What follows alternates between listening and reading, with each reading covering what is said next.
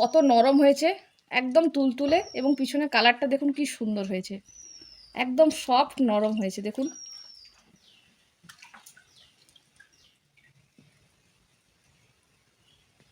চিতই পিঠাটা বানানোর জন্য সবথেকে প্রথমে আমি কড়াই একটু গরম জল করে নেব।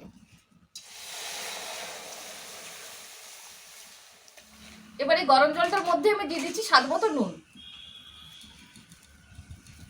আজকে চিতই পিঠাটা আমি ঝাল করে বানাবো, তাই একটু দিয়ে দেবো পেঁয়াজ কুচি।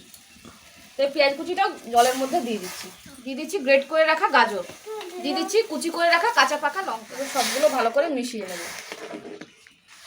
চিতই পিঠাটার উপরে হালকা কালার আনার জন্য দিয়ে দিচ্ছি সামান্য একটু হলুদ, খুব সামান্য একটু হলুদ দেবো, আর দিয়ে দিচ্ছি একটু চিনি। এবার ভালো করে মিশিয়ে নেব। এবার কড়াইটা আমি নামিয়ে জলটা ঠান্ডা হতে দেব।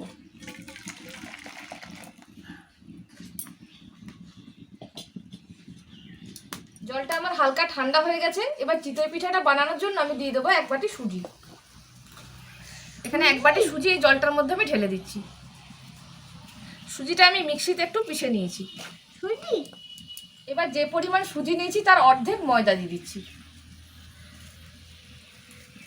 এবার দিয়ে দিচ্ছি একটু চিলি ফ্লেক্স। এবার চিতই পিঠার মধ্যে ভালো টেস্ট আনার জন্য দিয়ে দিচ্ছি একটু ধনেপাতা। এবার সব উপকরণগুলো দিয়ে ভালো করে মিশিয়ে নেব।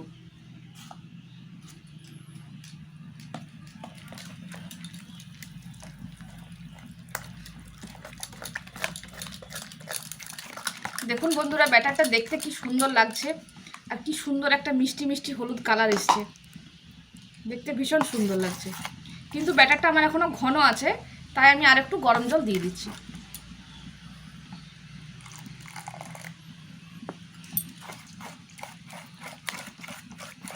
এবার ভালো করে ফেটিয়ে নেব।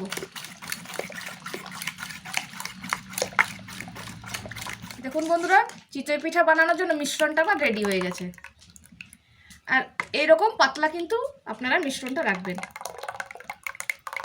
ঝাল চিতই পিঠা বানানোর জন্য মিশ্রণ আমার রেডি হয়ে গেছে। এবার 15 মিনিটের জন্য ঢাকা দিয়ে রেখে দেবো। এবার চিতই পিঠাটা বানানোর জন্য আমি এখানে উতরালিটা বসিয়ে দিয়েছি।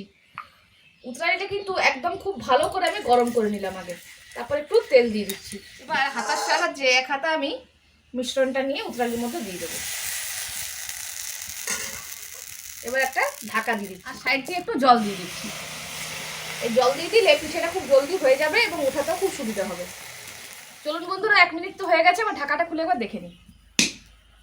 দেখুন কি সুন্দর পিঠাটা হয়েছে।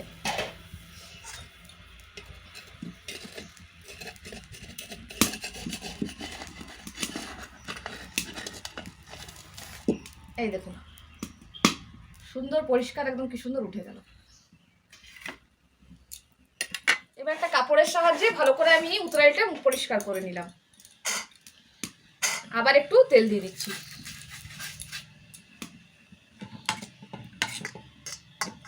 হাতার সাহায্যে এক হাতা ব্যাটারটা দিয়ে দিলাম। সরাটা ঢাকা দিয়ে দিচ্ছি। সাইড থেকে দিয়ে দিচ্ছি একটু জল। এবার এভাবে আমি 1 মিনিটের মতো ঢাকা দিয়ে গেছে, আবার তুলে দেবো।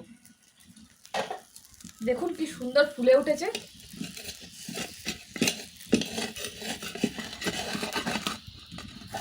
এই দেখুন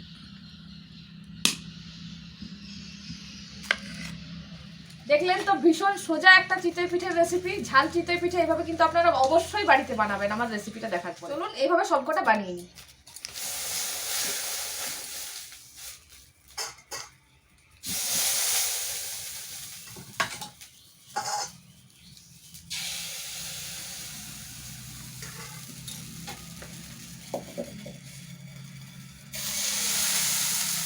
হয়ে গেছে, চলুন তুলে নিই।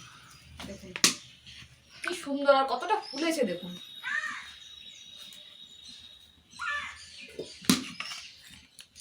বন্ধুরা, আজকে বানালাম ঝাল চিতই পিঠে।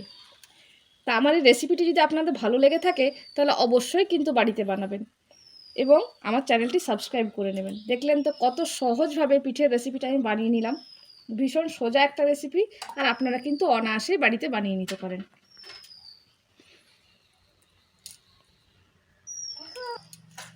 তো দেখুন বন্ধুরা, আপনাদেরকে একটা পিঠে দেখাচ্ছি আমি, কত নরম হয়েছে, একদম তুলতুলে, এবং পিছনে কালারটা দেখুন কি সুন্দর হয়েছে, একদম সফট নরম হয়েছে দেখুন।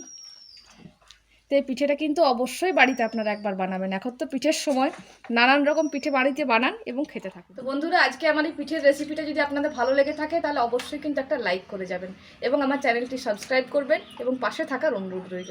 দেখা হবে নতুন কোনো দিন নতুন কোনো রেসিপির সাথে। আবার অনেক পিঠের রেসিপি নিয়ে আসতে চলেছি। চোখ রাখুন আমার চ্যানেলে, গ্রামের রান্না উইথ সীমাতে। আর এর আগেও আমি একটা আজকে পিঠে বা চিতই পিঠে যেটাই বলবেন রেসিপি আমি দিয়েছি আমার চ্যানেলে, আপনারা কিন্তু অবশ্যই দেখে নেবেন। আজকে বানালাম সুজি দিয়ে, আর সেদিন আমি বানিয়েছি চাল বেটে। তো দুটোই খুব ভালো রেসিপি, অবশ্যই কিন্তু দেখবেন। আর আরও নতুন নতুন রেসিপি আসতে চলেছে আপনাদের জন্য।